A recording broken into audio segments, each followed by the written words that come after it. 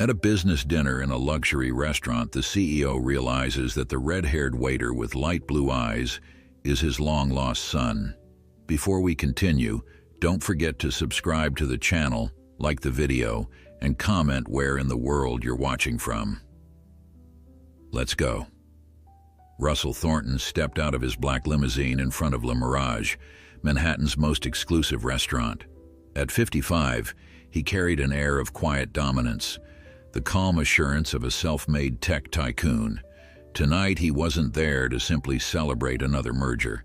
Instead, he'd arranged a private dinner with a potential partner, hoping to finalize an incredibly critical deal that would secure his firm's future. The city's elite recognized his name, aware of the power he wielded. The waitstaff bowed respectfully, guiding him through the marble foyer to a secluded table where discreet service and hushed conversations reigned supreme. He wore a charcoal suit tailored to perfection, each thread speaking of wealth and influence. Soft candlelight glimmered off a polished marble floor, and a gentle hush of clinking silverware accompanied the discreet hum of conversation among the city's elite. The maitre d' led Russell to a private alcove draped with velvet curtains. As he settled into his chair, a memory tugged at him. A faint recollection of an old flame named Lydia, someone he hadn't seen in over 2 decades. He glanced around, dismissing the thought. Tonight was strictly business, he reminded himself, and the past was long buried. Across the table, his associate arrived with a respectful nod. They exchanged pleasantries, discussing market trends, synergy opportunities, and cross-licensing arrangements. Sommelier appeared with a bottle of vintage Bordeaux, pouring each man a taste. But as Russell raised his glass to sample the wine, a voice interrupted from behind him, low and polite, asking if they needed anything else. It was a waiter no older than 20, balancing a tray of fine crystal glasses. For a second, Russell felt an inexplicable jolt. Something about the young man's eyes, the angular lines of his face, sparked a whisper of familiarity. He nodded, dismissing the waiter with a polite thank you, though his attention lingered. When the young man turned away, the slope of his shoulders recalled Lydia in some indefinable way. Shaking off the thought, Russell turned back to his associate, who outlined a strategic alliance. They debated projections and timelines, but that glimmer in the waiter's eyes kept fracturing Russell's focus. Twice he scanned the room, wondering if the boy was still near, trying to recall where he'd seen that expression before. He truly realized how seldom he let private memories intrude on business. Yet they rose, unbidden. Midway through the second course, the same waiter reappeared to deliver a plate of seared scallops. This time, Russell dared to make small talk. "How long have you worked here?" he asked, attempting a casual tone. The young man's hand trembled slightly, but he maintained a polite smile. "Just a few months, sir. It's a good opportunity." His voice held a nervous edge, as though he wasn't used to such high-end surroundings. Russell noted the boy's name tag, Gabriel. That name only deepened the sense of déjà vu swirling in his mind. He had the strangest feeling he'd heard it somewhere before. When the final course arrived, Russell found himself distracted from business deals. His associate kept talking about contract stipulations, but Russell's gaze followed Gabriel whenever he passed. Something clicked into place: the set of his jaw, the curve of his cheekbones, the uncertain flicker in his eyes. They reminded Russell of a long-ago summer, when Lydia had confessed she was pregnant. He remembered the arguments, her tearful departure when he refused to slow down his ambitions. After that, she vanished, leaving regret behind. Never had he imagined that child might still exist, grown into a young man with a smile. The meeting concluded, and Russell sealed the agreement with his associate through a terse handshake. Yet as the man departed, Russell signaled for Gabriel, who looked startled to be summoned by a VIP. "Sir, is something wrong?" the young waiter asked. Russell's heart pounded in a way it hadn't in years, not even during the tensest boardroom showdowns. "No, not at all," he replied, voice hushed. "I just wanted to ask if you've ever heard of a woman named Lydia Brooks." He watched Gabriel's reaction closely. The boy blinked, confusion clouding his expression. That's my mother's name. How do you know her?" A surge of heat coursed through Russell's veins. He tried to speak, but the realization of what this meant tangled his thoughts. Lydia's child, his child. The boy stared at him with the same guarded intensity Lydia once had when she wasn't sure she could trust him. Gently, Russell gestured to the now empty table. "Sit with me, please." Gabriel obeyed, confusion knitting his brow. The restaurant bustled around them, but in that corner, time seemed to pause. He forced himself to breathe, heart pounding. "Your mother and we knew each other a long time ago," Russell managed. Gabriel's eyes flickered with surprise, then apprehension. He admitted he hadn't spoken to Lydia in several years. She'd fallen on hard times and disappeared, leaving him to fend for himself. The more he explained, the heavier the knot in Russell's chest grew. Lydia, once so vibrant, had apparently never found the stability she deserved. Gabriel mentioned foster care, bouncing between relatives, and eventually living on his own. With each word, Russell's guilt intensified. He had told Lydia he wasn't ready to be a father, that his empire came first. Now, across the table, sat the painful consequence of that decision. Forever. An urge to fix everything surged inside him. Russell had built skyscrapers, steered hostile takeovers, and outsmarted boardroom sharks. Yet here, in the face of a young man who might be his son, he felt utterly powerless. He inhaled slowly, trying to steady the tremor in his voice. "Gabriel," he said, "I think there's a chance I may be your father." The words sounded foreign, almost absurd, echoing a reality he never thought he'd confront. Gabriel's face paled, shock washing over him. He shook his head as though refusing to believe it. "That's not possible, she would have told me, right?" Russell had no easy reply. He recalled the final argument with Lydia, her tear-stained cheeks, the anger in her voice when he insisted parenthood would derail his career. Could she have hidden the pregnancy afterward? The timeline fit, though he'd convinced himself she must have ended it or found someone else. Reaching across the table, he quietly offered, "Sometimes people keep secrets out of fear or hurt. I can't say why Lydia chose not to tell you or me, but we can find out for sure." At that, he slipped a business card from his pocket, sliding it toward Gabriel. Gabriel stared at the gleaming card embossed with Russell's name and corporate logo. His cheeks flushed, a mixture of anger and confusion contorting his features. "So that's it? You show up out of nowhere claiming you might be my dad and hand me your card?" Russell's gut twisted. He realized how cold that gesture must seem. "I'm sorry," he said softly. "This is all unexpected.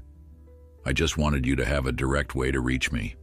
If you want a DNA test or if you have questions, I don't want to force you into anything you're not ready for."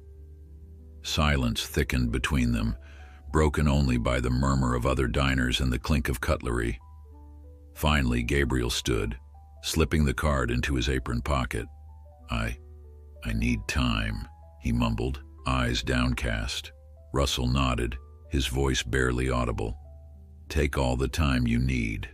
He watched Gabriel walk away, a swirl of emotions roiling in his gut, regret, fear, and an unexpected surge of protectiveness. He left the restaurant soon after, the echoes of that conversation trailing him into the night. In the back of his limousine, Russell realized everything in his life had just changed forever. Russell spent the entire night twisting in his sheets, thoughts colliding in his mind like waves in a storm. He replayed the evening's events over and over, From the moment he first noticed Gabriel's uncanny resemblance to Lydia, to that final conversation where he confessed his suspicion of paternity. By sunrise, he was exhausted and far from settled. A presence he'd never anticipated now hovered in his life, and the weight of past decisions felt heavier than ever. At dawn, he moved to the penthouse window, gazing down at the city that owed its digital progress to his relentless ambition. In the shimmering reflection of glass towers, he saw the shape of his own face, the lines more pronounced than before. Was it possible that a single unexpected encounter could unravel everything he had spent decades building? His phone, resting on the coffee table, remained silent. No messages from Gabriel, no calls. Part of him was relieved. He needed more time to compose himself. But another part of him itched with impatience. He had never been good at waiting. Late that morning, Russell forced himself to focus on work. He had a teleconference with stakeholders overseas, an update meeting with his executive team, and a daunting list of emails. Yet as he toggled between spreadsheets and corporate memos, he felt his concentration slip. Over and over, his mind returned to Lydia. Where was she now? Why had she never come forward? Did she think him incapable of loving a child he never asked for? Finally, he called the only person he trusted with absolute discretion, Evelyn Grace, his personal assistant. She was older than him by a decade, with a maternal steadiness that had often guided him through difficult personal and professional crossroads. "I need you to find someone," he said, voice subdued. "Her name's Lydia Brooks. I lost touch a long time ago." Evelyn's tone did not waver, nor did she press him for details. "I'll look into it, Mr. Thornton," she replied. "Are you all right?" He hesitated, letting out a sigh. "Not really, just keep it quiet." Over the next few days, Russell managed to keep a facade of normalcy at the office, but inside, his thoughts churned. He half expected Gabriel to reach out, to demand answers, or at least to ask for a paternity test. But the young man remained silent. Each evening, Russell thought about returning to Le Mirage, scanning the restaurant until he spotted Gabriel. A few times he even instructed his driver to circle that block, as though something might change if he stepped back into that plush dining room. Yet pride held him back. He had already disrupted the boy's life enough. A week later, he sat in his office, reviewing a thick folder of acquisition documents. Just before lunch, his assistant Evelyn phoned. "I have some information on Ms. Brooks," she said. "Would you like me to bring it up?" Russell's heart thudded. "Yes, right away." Moments later, she appeared, an envelope in hand. She shut the door behind her, set the envelope on his desk, and gave him a gentle nod. "I hope it helps." Then she left, quietly closing the door. Russell opened the envelope with shaky fingers. Inside, he found a short report, references to addresses, a mention of possible rehab centers, even a rumor of Lydia drifting south. No concrete evidence pinpointed her current location. Evelyn had included a copy of a single photo that seemed more recent than any Russell had seen before. Lydia, perhaps in her late 30s, standing outside a shelter. A flicker of recognition panged in his chest. He recognized the curve of her smile, the determined tilt of her chin. Yet she looked worn, like someone who'd wandered the edges of life for too long. According to one note, she'd vanished from that area soon after the photo was taken. No one seemed to know where she'd gone. Russell set the report aside, chest tight. He'd always believed himself unstoppable in business, a man who could track down any resource, any competitor. But searching for Lydia felt strangely elusive, as though destiny was toying with him. He pressed his palms over his eyes, trying to quell the surge of remorse.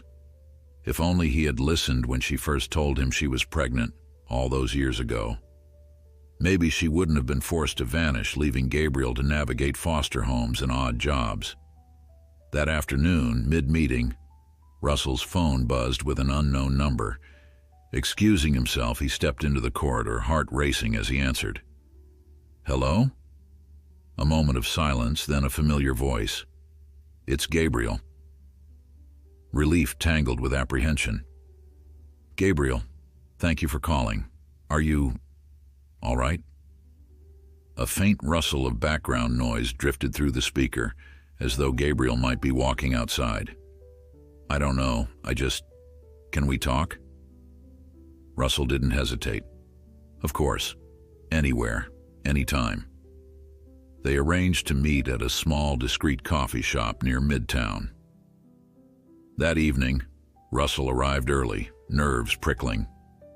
His suit felt too formal for the casual setting, but he lacked anything else. He chose a corner table, out of earshot from the busy crowd. When Gabriel arrived, wearing plain jeans and a faded jacket, Russell felt a pang at just how young the boy was. Young, but with too many burdens etched into his eyes. They sat, ordering 2 coffees. An awkward hush fell. Finally, Gabriel drew a deep breath. "I need to ask you something," he said. "All my life I wondered about my father. Mom never told me much, only that he was successful and I shouldn't bother him." His fingers curled around the paper coffee cup. "If you really are him, why did you send her away?" Russell struggled for a response. "I was a different man back then," he said, voice heavy. "I thought building my empire was the only thing that mattered. I told her I wasn't ready for fatherhood. I never realized that meant she'd disappear." Gabriel closed his eyes, tension radiating from his posture. "Do you know how old I was when she left me?" 9. He swallowed, the memory clearly painful. "One day she just didn't come back. I ended up in a system that never cared. I was too big, too angry, or just not right for those families. Eventually I aged out and started waiting tables. That's life." A lump formed in Russell's throat. He reached across the table, but Gabriel pulled back instinctively. "I'm sorry," Russell murmured. "I can't change the past, but I don't want to abandon you now." Gabriel's gaze flicked around the shop as though searching for an exit. "I'm not asking for money," he spat. "I'm not looking for some handout. I just want to understand." Russell leaned back, letting out a measured breath. "I deserve your anger, but please let me prove I mean what I say. You deserve more than a single conversation." They talked for nearly an hour, revelations and accusations weaving together. For every explanation Russell gave, Gabriel had a question about those lost years. He asked about Russell's family, about potential half-siblings, about everything that might shape the father he never had. Russell answered as honestly as he could, painting a picture of a lonely life buried in corporate expansions. The boy listened, frowning, though Russell sensed the faintest crack in his guarded demeanor. By the time they stepped outside, the evening sky had blossomed into purples and pinks. Traffic honked in the distance and passers-by bustled along. Gabriel shoved his hands in his pockets, glancing at Russell with cautious eyes. "So, what happens next?" he asked. The older man hesitated, acknowledging that he didn't actually have a plan. "I'd like us to meet again, maybe have dinner, get to know each other slowly, if that's all right with you." Gabriel shrugged, the motion stiff but not dismissive. "I guess so, but I'm not promising I'll ever call you Dad." The quiet assertion was neither flippant nor cruel. It was simply truth. Russell nodded, swallowing a surge of strange emotion. "Understood. We can take things one step at a time." Gabriel muttered a soft, "Okay," then gave a slight nod. They exchanged phone numbers, an odd formality under the circumstances, and parted ways, each weighed by 1,000 unanswered questions. That night, for the first time in years, Russell found himself unable to work. Stacks of proposals lay untouched on his desk. Instead, he sat by the window of his penthouse, lights of the city below like scattered stars. Lydia's absence loomed larger now, fueling a sense of guilt he couldn't quell. What had become of her, and why had she chosen to shield Gabriel from him? In the hush, he made a promise to himself. He would do better. If Gabriel let him, he would be there in ways he hadn't before. No more running, no more turning away from inconvenient truths. In the looming reflection of glass, Russell thought he saw the faint outline of Lydia's face, an echo of the past. He closed his eyes, letting the city's rhythm fill the silence, hoping it wasn't too late to make amends. Russell woke the next morning with an unfamiliar lightness in his chest. Though guilt and regret still weighed on him, the mere fact that Gabriel had allowed further conversation felt like progress. He started his day with renewed focus, opening his calendar to see if there were any free evenings he could dedicate to the boy. His executive team had scheduled back-to-back meetings for the entire week, but Russell realized that no matter how pressing his business ventures were, forging a relationship with Gabriel now took priority. He sent a quick text to his son, just to say hello and ask if everything was all right. A few hours later, between a negotiation call and a board update, Russell glanced at his phone. No response. Perhaps Gabriel was still processing their last conversation, or maybe he was busy. The uncertainty unsettled him. Typically, Russell demanded immediate replies from colleagues and staff, but now he reminded himself that Gabriel had no obligation to abide by corporate norms. Around lunchtime, Russell's phone buzzed. He snatched it up, heart thumping. The message was brief. "Hey, I'm fine. I appreciate you checking in." It wasn't much, but it was enough to ease some of Russell's doubts. He typed back, smiling.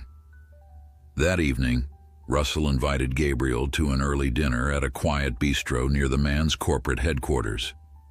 Though it lacked the glitz of Le Mirage, it provided the seclusion they needed.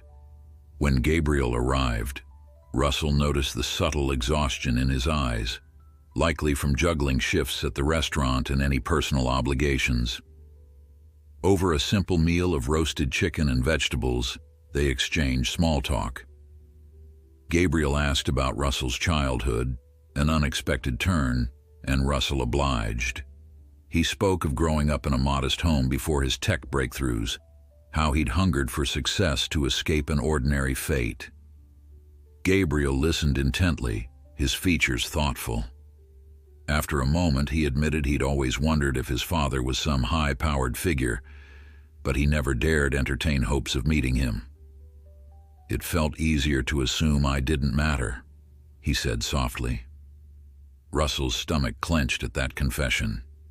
He tried to reassure Gabriel that he'd never stopped caring for Lydia, but the words sounded hollow, even to his own ears. He recognized that for Gabriel, actions mattered far more than apologies. Swallowing the ache in his throat, Russell promised to help wherever he could, without smothering the young man's growing independence. Instead, he listened. Later that night, Russell walked Gabriel to the curb, offering him a ride home.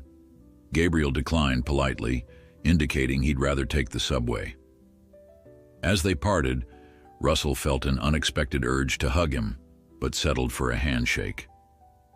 The awkwardness lingered, though Gabriel offered a hint of a smile.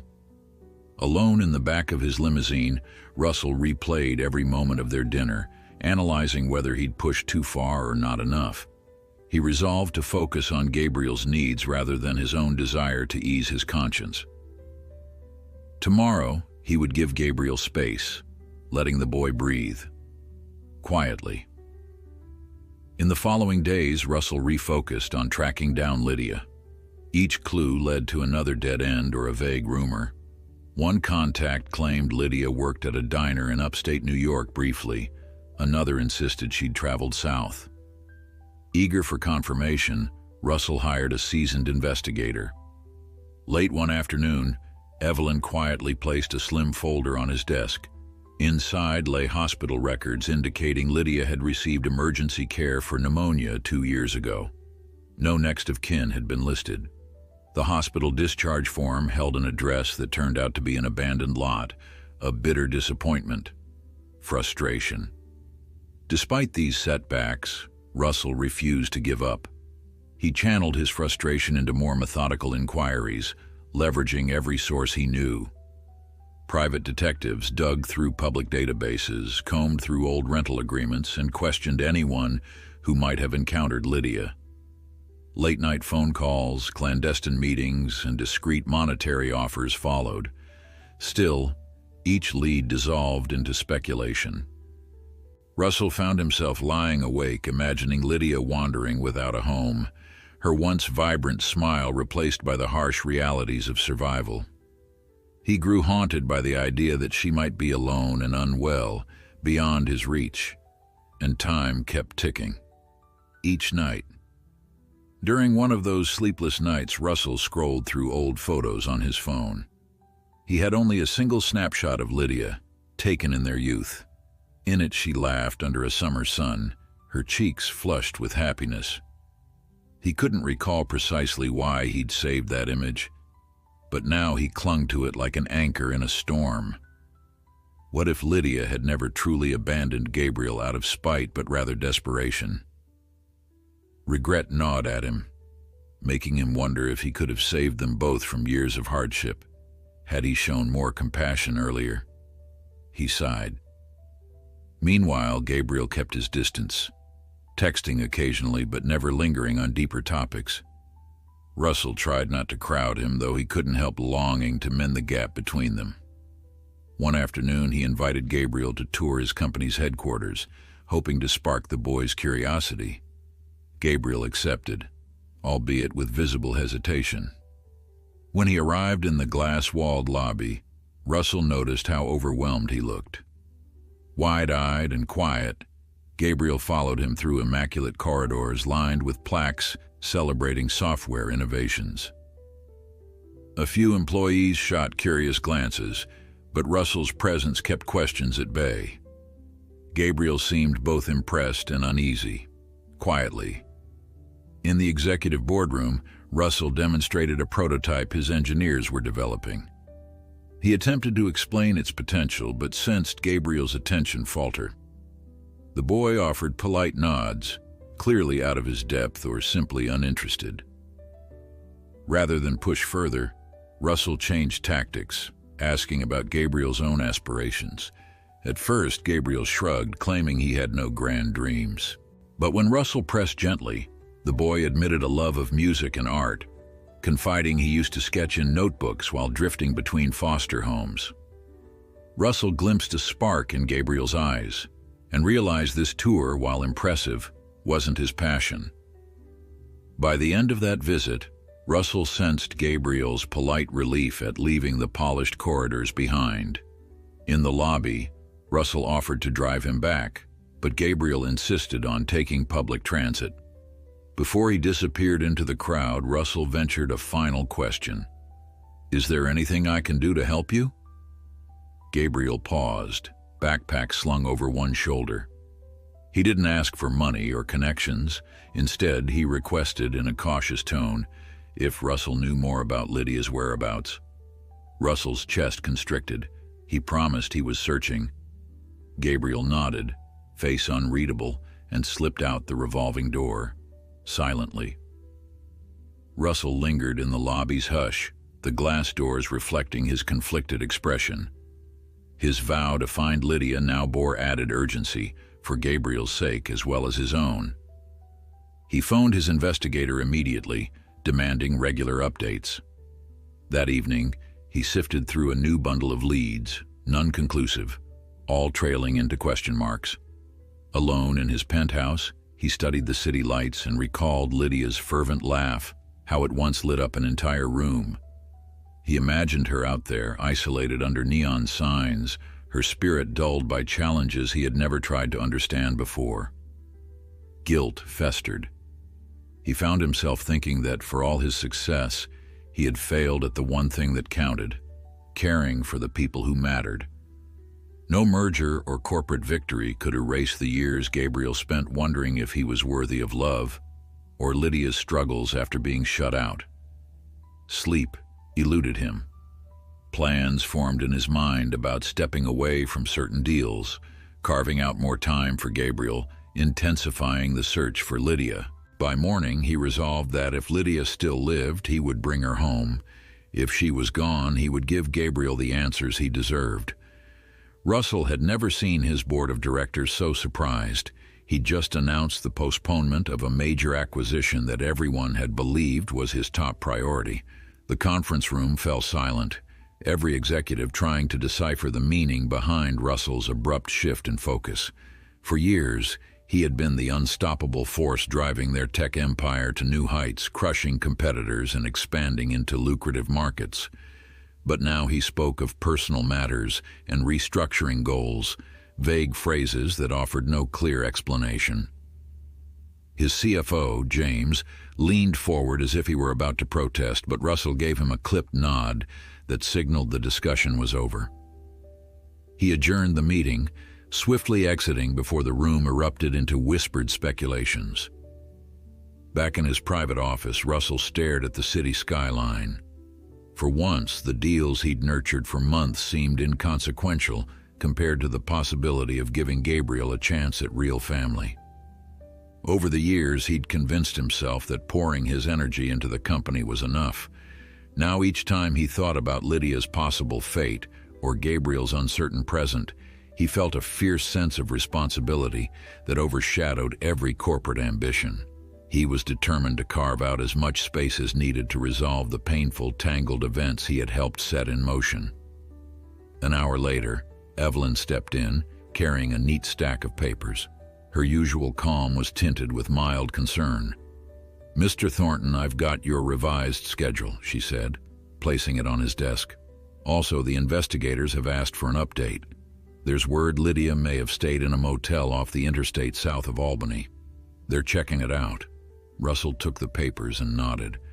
"Let them know we'll pay whatever it costs to confirm the lead. If it's real, I'll drive there myself." Evelyn caught the resolve in his voice. She paused, then gently offered, "What about your meeting with the foreign delegates next week?" He pressed his lips together.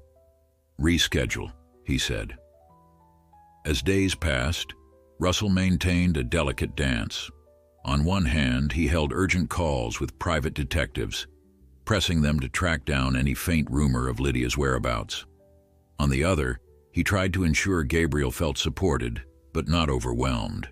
They continued to meet for casual dinners or coffee, always in unassuming spots. Though their conversations stayed cautious, discussing favorite movies, childhood memories, or half-recalled stories about Lydia, the tension gradually eased. Gabriel sometimes laughed, a flicker of surprise lighting his eyes, as though he rarely found reason to do so. Russell clung to those moments, each one a fragile hint that perhaps they could rebuild something meaningful. One evening, Gabriel invited Russell to see an art exhibit at a local gallery. "I can get discounted tickets," he said with a small grin. "Employee perks at the restaurant." Russell agreed immediately, touched by the invitation. They strolled past sculptures and modern paintings, sharing impressions.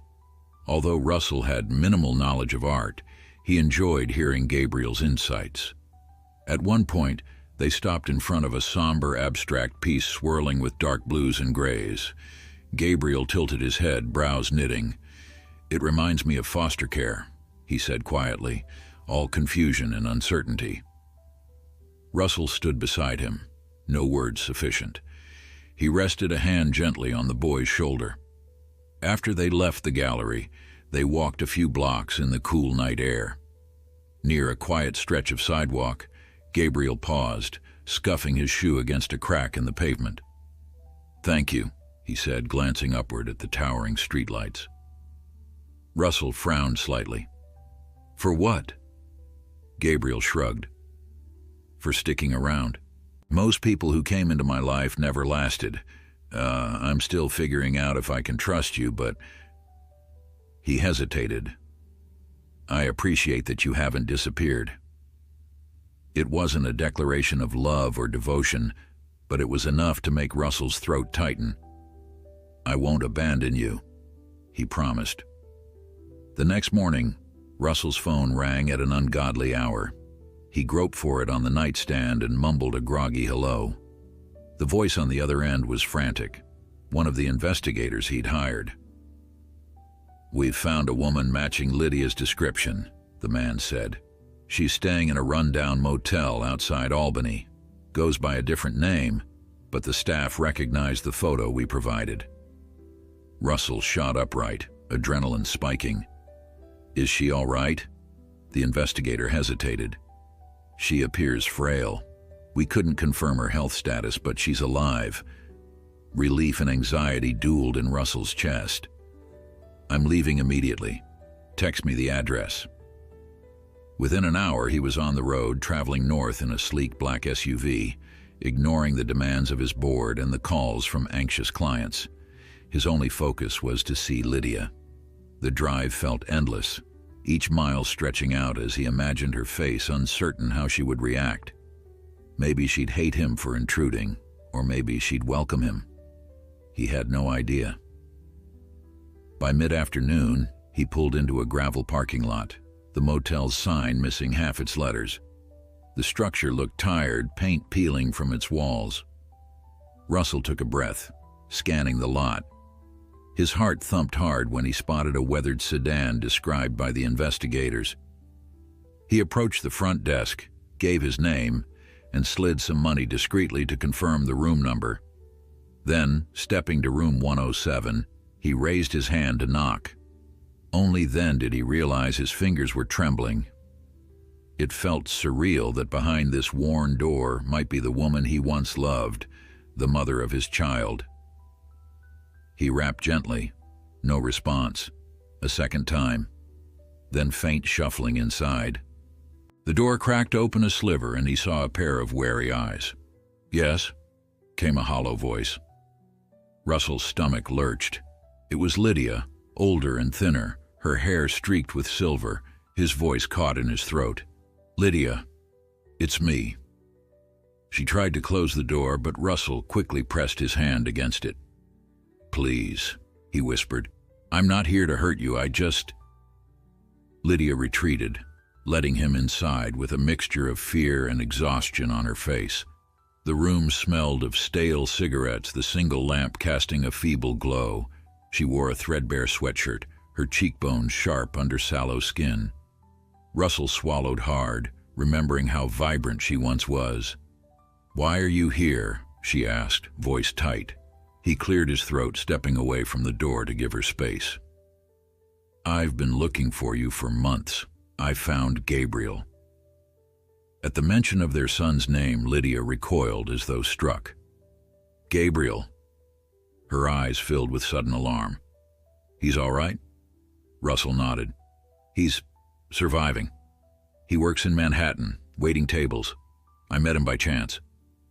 Lydia sank onto the edge of the bed, burying her face in her hands. I can't face him," she murmured. "He must hate me for abandoning him." Russell carefully lowered himself onto a battered chair. "He doesn't hate you," he said softly. "He misses you. He's had a hard life, Lydia. But he wants answers." Her shoulders trembled. "I never wanted to leave him, you know," she choked out. "But I got sick, had no money. The system threatened to take him anyway. I thought he might have a better chance without me dragging him down." She lifted her face, eyes brimming with anguish. "And you? You told me you wanted nothing to do with a family. I didn't expect you to come after us." Regret throbbed in Russell's chest. "I was wrong back then. I know that now. I'm sorry for all of it." The silence weighed on them, each memory a scar. Russell reached out a tentative hand, but Lydia pulled away. Gradually, she told him bits of her story, bouncing from one precarious living arrangement to another, losing track of Gabriel after an ill-fated attempt to keep him in a stable environment. Eventually, guilt and poor health drove her into hiding. She cried softly as she recalled birthdays, moments she imagined him alone, and the terrible fear that he would never forgive her. Russell, listening, felt like he was drowning in shame. He offered to help her.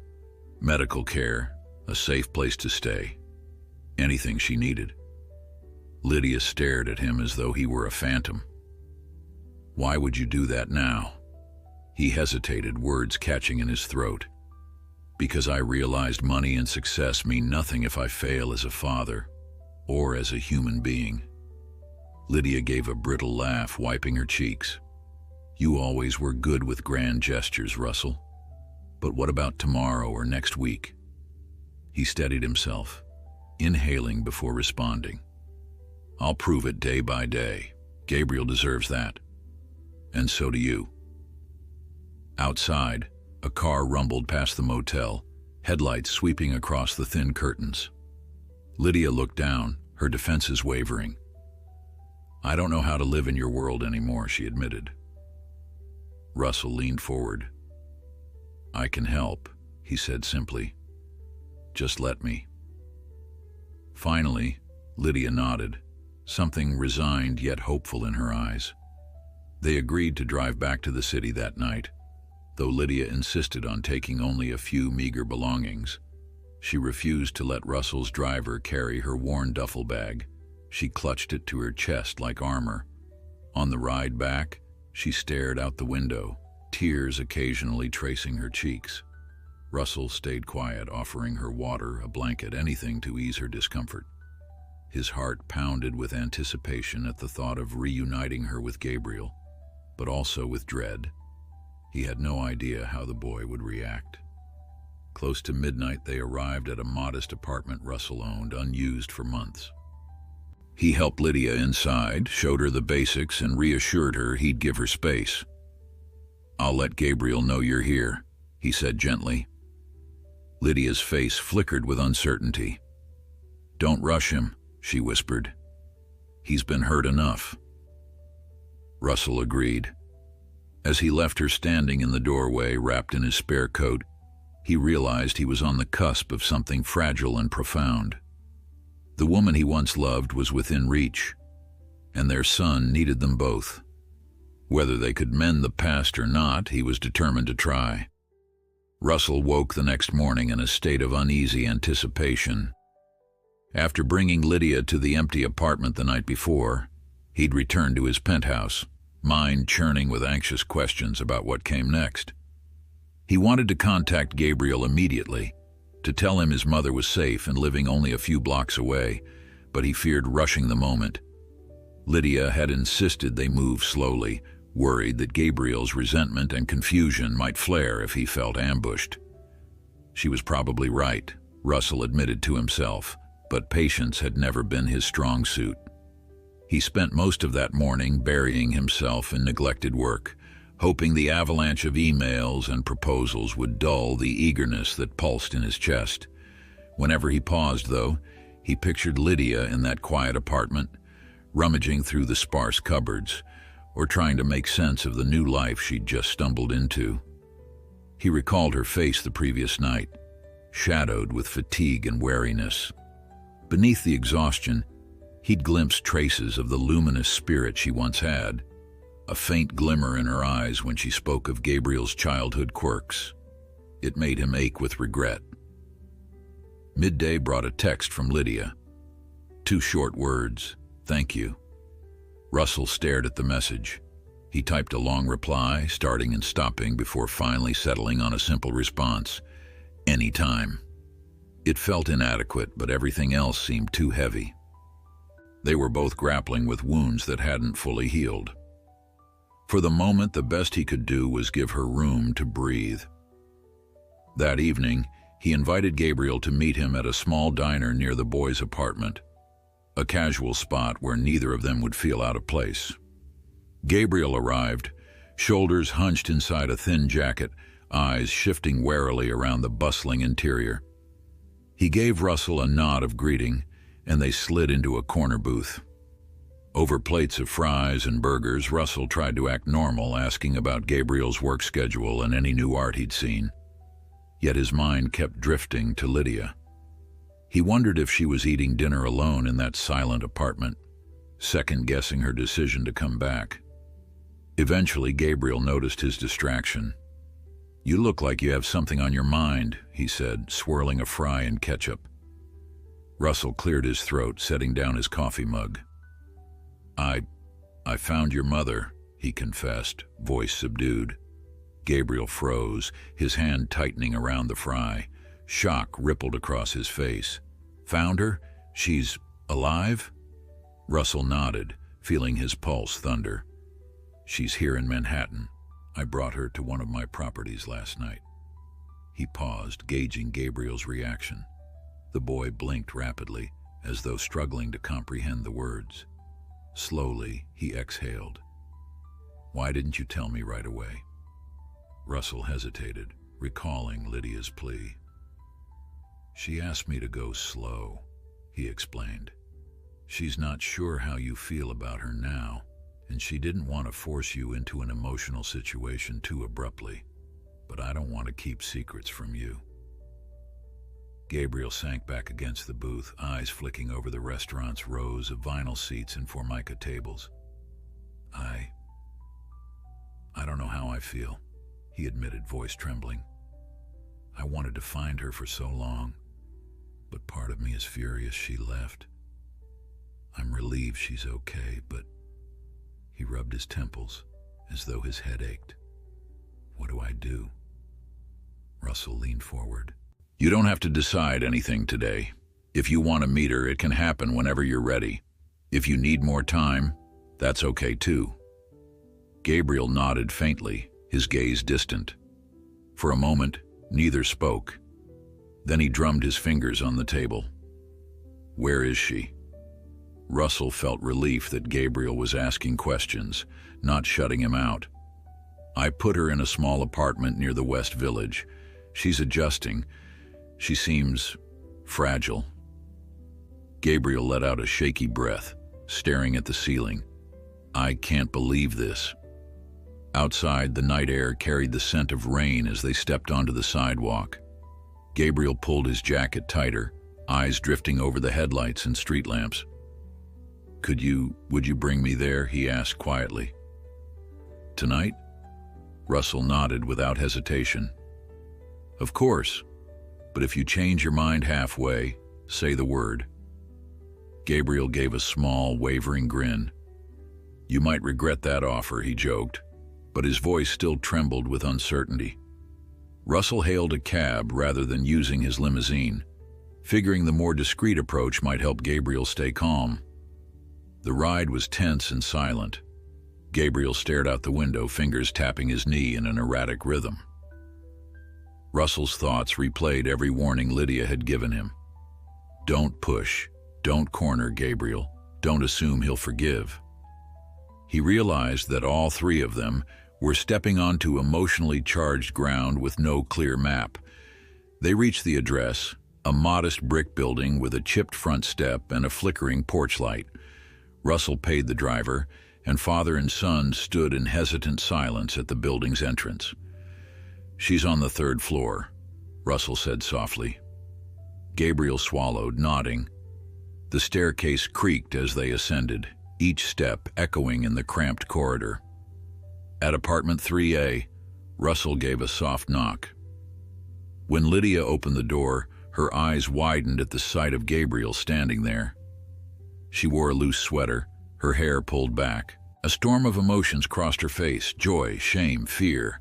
Gabriel's hand twitched at his side. Russell stood behind him, prepared to intervene if everything felt too overwhelming. But Lydia, her voice shaky, whispered, "Gabriel," and that single word carried so much longing that the boy visibly flinched. "Mom," he replied, breath catching in his throat. Silence filled the narrow hall. Then Lydia stepped forward, arms trembling. Tentatively, she reached out. Gabriel hesitated only an instant before letting her pull him into a hug.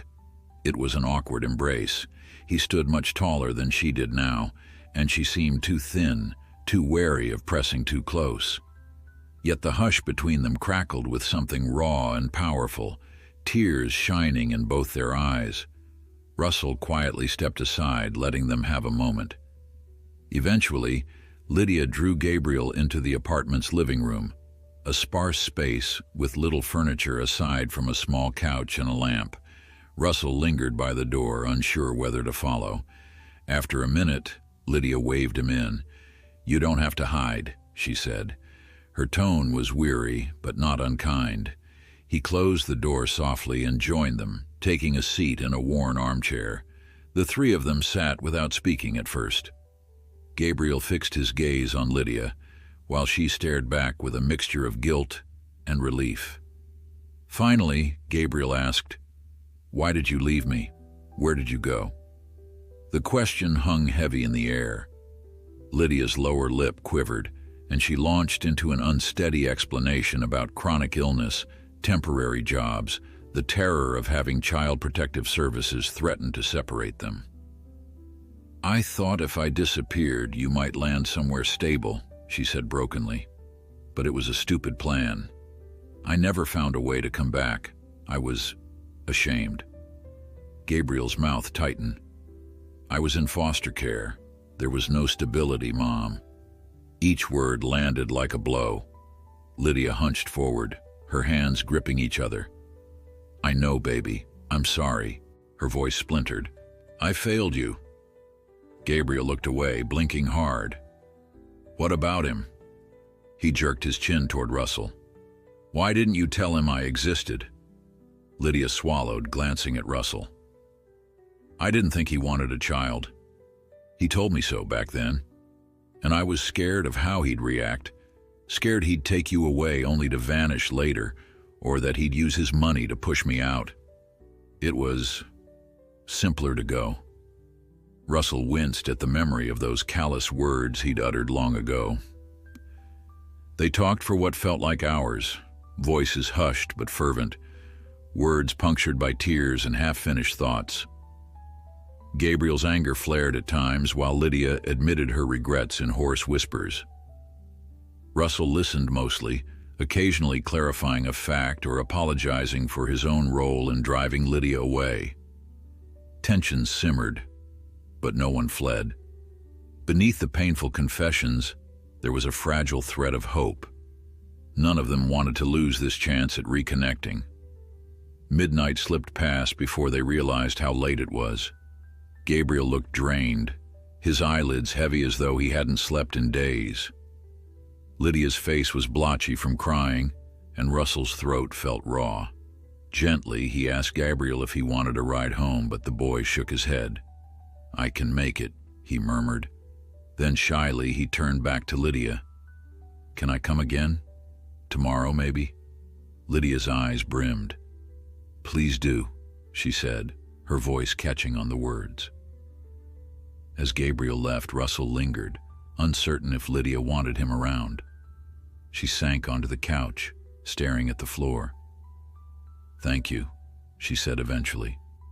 "I'm not sure how we move forward, but I'm glad he's here." Russell perched on the arm of the chair, nodding. "It'll take time," he agreed quietly.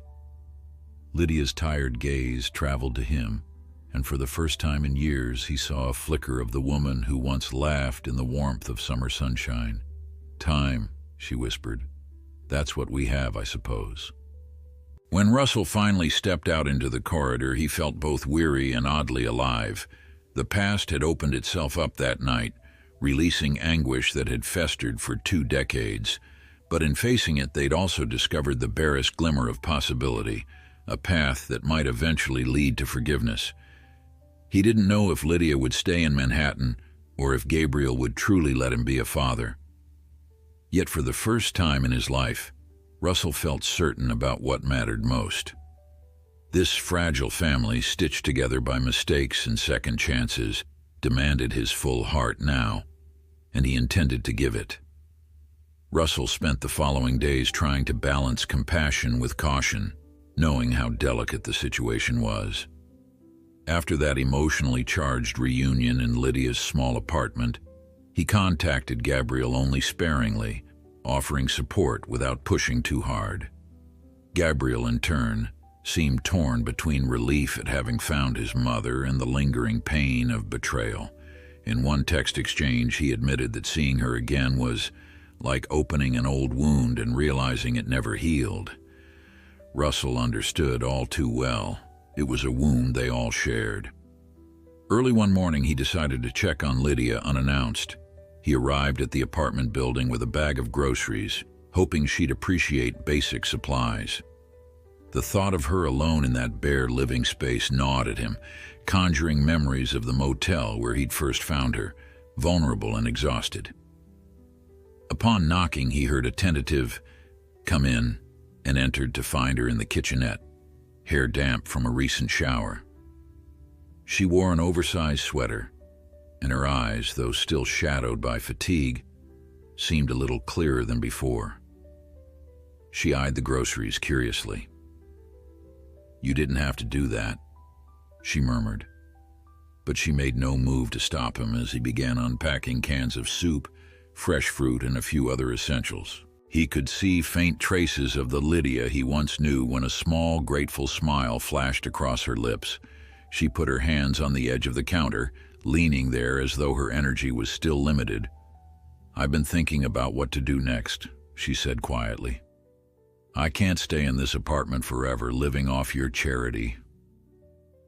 Russell took a moment to consider his response, not wanting to stir her pride. "I know you want to be independent," he said, "but there's no hurry. Get your strength back. Let Gabriel visit when he's ready. We'll figure out a more permanent solution once you're on your feet." She exhaled, nodding. She began to mention a friend from years ago who ran a small clothing shop in Queens, hinting that maybe she could get a job there. Russell offered to look into it, but Lydia hesitated, insisting she needed to handle some things on her own. He respected that, though a wave of protectiveness rose in him. He'd once been so callous, casting her aside for his ambitions, and now the urge to safeguard her was overwhelming. Later that day, he joined Gabriel for a quick lunch near the boys' workplace. Gabriel arrived wearing the same faded jacket, hair tousled from the windy streets. They ordered sandwiches from a street vendor and found a quiet bench to sit on. The crisp air felt charged with unspoken questions. Finally, Gabriel broke the silence. "I saw Mom again last night," he said, picking at a loose thread on his sleeve. "She told me some things about her life, about why she stayed away." His tone was guarded, as though balancing relief and anger in equal measure. Russell waited, letting him speak. Gabriel let out a long breath. "I'm still mad," he said, eyes fixed on a passing cyclist. "But I also get it, you know. She was sick and broke, and the system was hounding her. She thought disappearing would somehow give me a shot. It was dumb, but..." He shrugged, blinking back what looked like tears. "At least now I know she didn't just stop caring." Russell reached over, a gentle pat on Gabriel's shoulder. "Sometimes we make mistakes we don't know how to fix," he offered. "I've learned that the hard way myself." Gabriel nodded, biting his lip. They finished their sandwiches in relative silence, but it wasn't an uncomfortable one. When they parted, Gabriel mentioned that Lydia had asked about him. "She wants to know if you'll come around more often," he added, sounding almost amused. "She said you used to make her laugh back in the day." Russell's chest tightened at that memory. "I'd like to," he replied, trying to keep his voice steady. "If she's comfortable with it." Gabriel shrugged. "Might as well. She needs both of us now." The boy's gaze flickered with something close to acceptance, and then he was off, blending into the afternoon crowd. That evening, Russell found himself standing at Lydia's door once more, uncertain if he should knock. He wasn't accustomed to second-guessing himself, but his newfound role in her life, half friend, half penitent, kept him wary. After a pause, he raised his hand and gave 2 light taps. Lydia opened it, hair pulled into a loose ponytail, wearing the same baggy sweater as before. She looked surprised but not displeased. "Twice in one day," she teased, though her voice was subdued. "You're spoiling me." He lifted a small box in his hand. "I brought tea," he said, suddenly bashful.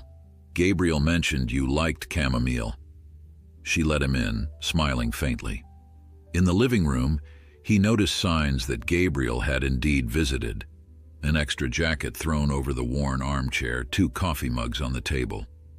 It heartened him to see these small traces of connection.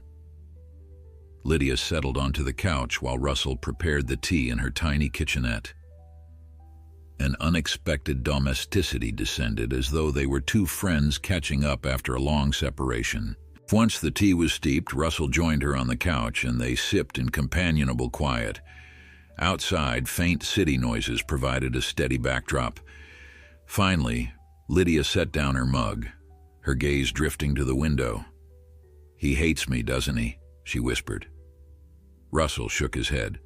"No, he's hurt, but he doesn't hate you. He wants to understand." Lydia swallowed hard. "Every time he comes, I feel like I'm walking on eggshells. I keep apologizing, and he keeps saying it's okay, but it's not okay. We both know that." Russell rested a cautious hand on hers. "It'll take time," he repeated, mindful that time was the only remedy he could offer. She nodded absently, the lines of her face etched with worry. "I'm terrified I'll fail him again," she admitted, voice trembling. "And I failed you too." He squeezed her hand gently. "We failed each other, Lydia. Let's just agree not to fail him again."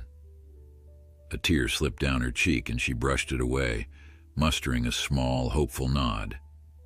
In the days that followed, Russell began carving out moments of normalcy. He scheduled a simple dinner for the 3 of them at Lydia's place, picking up groceries and letting Gabrielle handle the cooking. Gabrielle, who turned out to have a knack for simple meals, prepared a chicken and rice dish with sautéed vegetables. They ate at Lydia's tiny table, shoulders nearly touching in the cramped space, the conversation wavering between cautious jokes and heavier confessions. At one point, Gabriel recounted a story from one of his foster homes, describing the comedic misadventure of sneaking a stray cat inside. Lydia's laughter rang out, a sound Russell had almost forgotten. The moment felt warm, yet the undercurrent of past heartbreak was never far. As they were clearing plates, Lydia caught Russell's eye. "Stay a bit longer?" she asked softly. He agreed, and Gabriel did too, though he studied his mother's face with guarded curiosity. They settled in the living room, where Lydia pulled out an old photo album battered by age.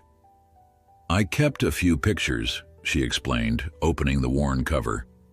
The pictures were mostly from her younger years, snapshots of a teenage Lydia with friends, images from a brief job she held in her 20s. Then there were a few Polaroids of Gabriel as a toddler, smiling in a park, hugging a stuffed bear. He stared at those images, astonished. "I never knew these existed," he breathed, tracing one photo with his fingertip. Russell's gaze landed on a single picture of Lydia and himself.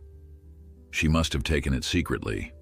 He was asleep on a couch, a faint smile on his face, oblivious to the camera. "I kept it," Lydia said in a small voice. "Even after everything, I couldn't throw it away."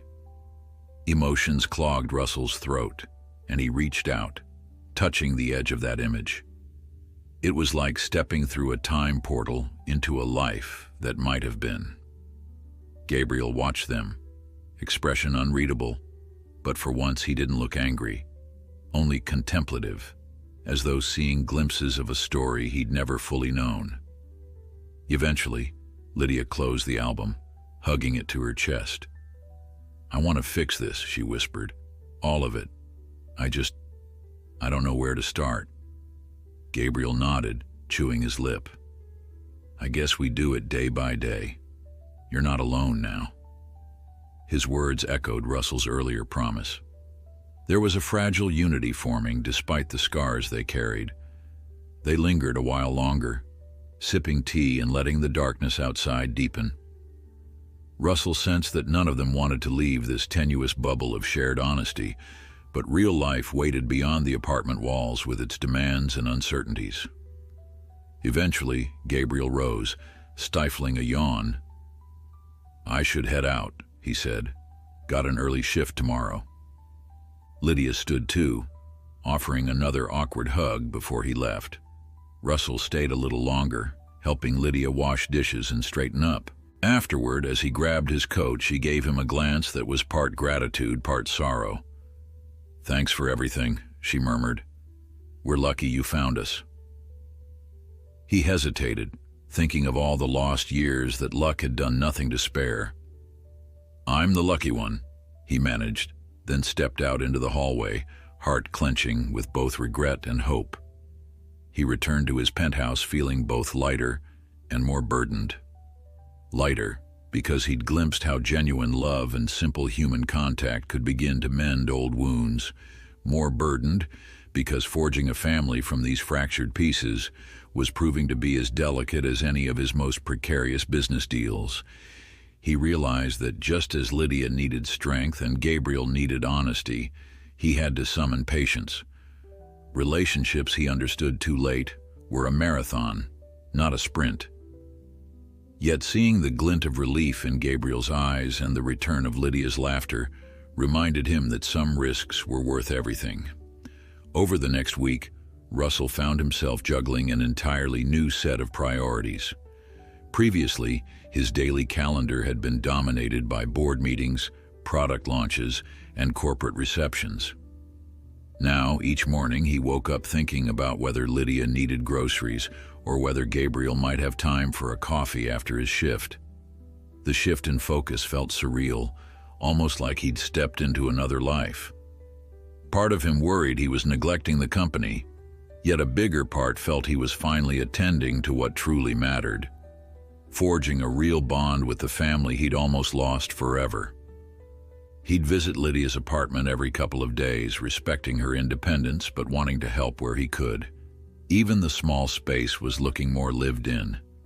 She'd rearranged a few pieces of furniture, added a quilt she found at a thrift store, and even hung a little painting Gabriel had given her. One afternoon, Russell found Lydia humming softly as she flipped through job listings on an old laptop he'd provided. She seemed fragile but determined, intent on regaining some sense of control. Whenever Russell offered suggestions, she listened politely, then insisted on making her own calls. He admired her stubborn streak, recalling how it once drove her to pursue her dreams. Back then, he'd labeled it impractical. Now he saw it as courage. Gabriel, too, was carving out his own space in their newly forming family.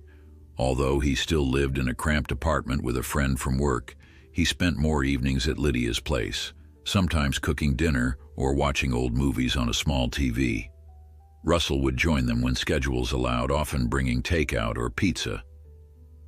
They were simple, unremarkable gatherings, yet each one felt monumental, a testament to how they were learning to coexist without the shadow of anger or abandonment swallowing them up. Of course, awkwardness often flared.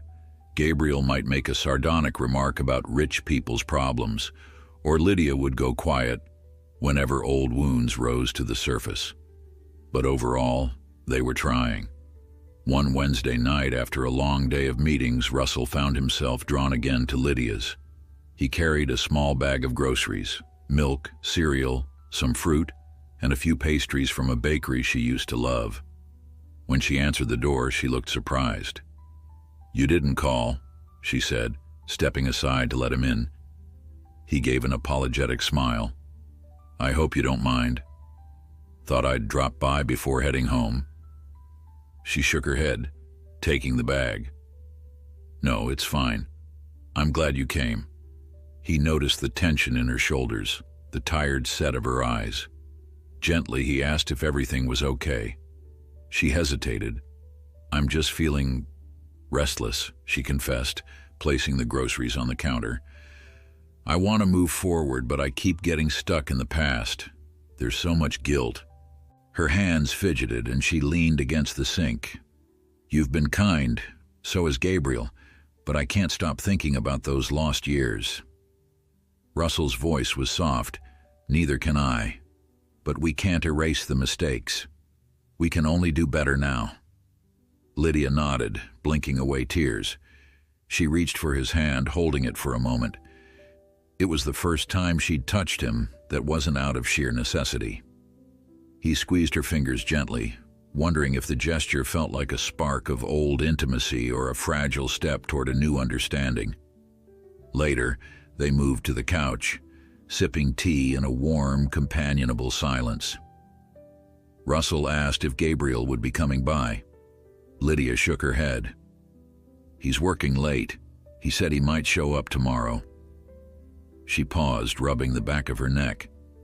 "Sometimes I catch him staring at me like he's afraid I'll vanish again." Russell felt a pang in his chest. "He's been through so much," he murmured. "We both need to show him we're here for the long haul." Lydia sniffed, offering a sad smile. "That's the plan." Just as he was about to leave, Lydia walked him to the door. A sudden look of concern flickered in her eyes. "I know I haven't got the right to ask for anything," she said softly. "But if you don't mind, can you help me book a doctor's appointment? My health, it's been shaky. I just want to be sure." Her voice wavered, betraying her lingering fear.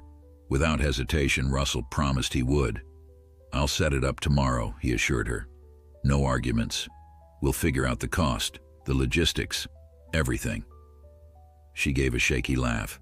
"Thank you." The following week, he arranged for her to see a reputable physician he trusted, someone known for discretion.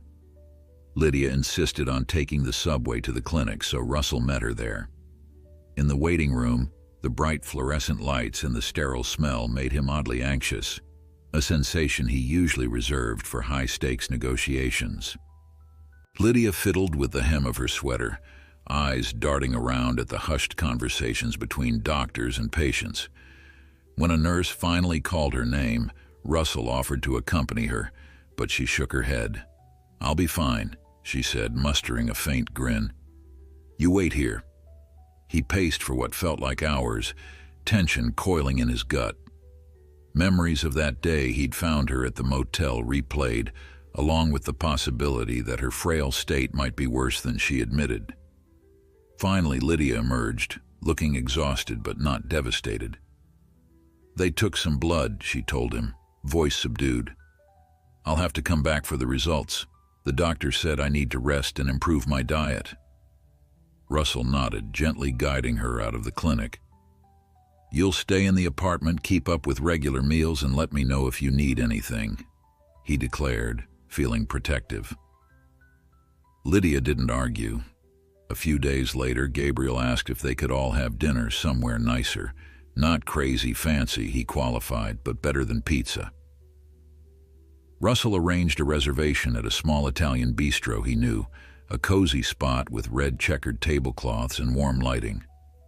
That evening, father, mother, and son gathered around a table near the window, breathing in the aromas of fresh pasta and basil. Lydia ordered a simple dish, and Gabriel teased her gently about exploring something more adventurous. Russell watched them banter, overwhelmed by the subtle normality of it all. For a fleeting moment, he allowed himself to imagine a future where these dinners were routine, not exceptions. As the meal progressed, conversation drifted into calmer waters. Gabriel mentioned a local art event he wanted to attend. Lydia talked about the small leads she'd found for potential jobs, and Russell offered to provide any references she might need. The atmosphere felt light, though Russell could still sense currents of hurt beneath the surface. When dessert arrived, Lydia reached out and covered Gabriel's hand with her own. "I'm proud of you," she said, voice trembling slightly.